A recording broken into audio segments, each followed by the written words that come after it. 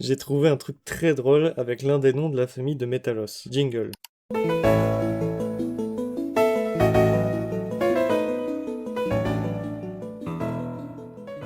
Terral est un Pokémon qui ne possède pas de sang. À la place, une énorme force magnétique circule dans ses veines. C'est d'ailleurs celle-là qui lui permet de léviter et de s'accrocher aux parois pour se reposer. L'étymologie du nom de ce Pokémon est trop bien. C'est quasiment le même principe pour toutes les autres langues. En fait, Terral, c'est le mot alter en verlan. Car bon, c'est vrai qu'il fait quand même son poids ce Pokémon. Et c'est la même chose dans les autres langues. Regardez.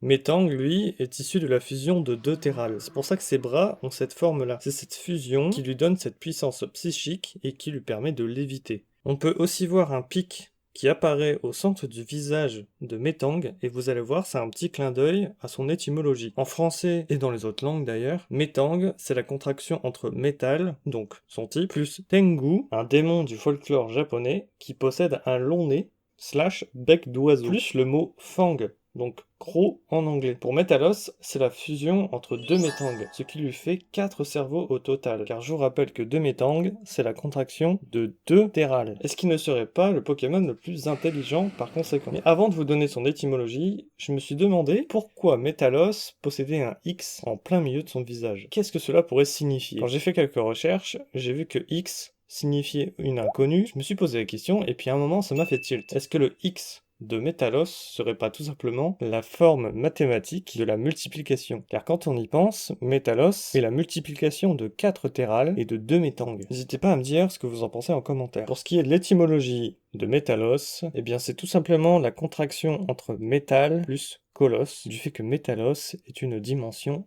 colossale. J'espère que la vidéo vous a plu. N'hésitez pas à me dire en commentaire le nom d'un Pokémon que vous souhaitez que je réalise pour la prochaine vidéo. C'était Quentin Dino. Ciao!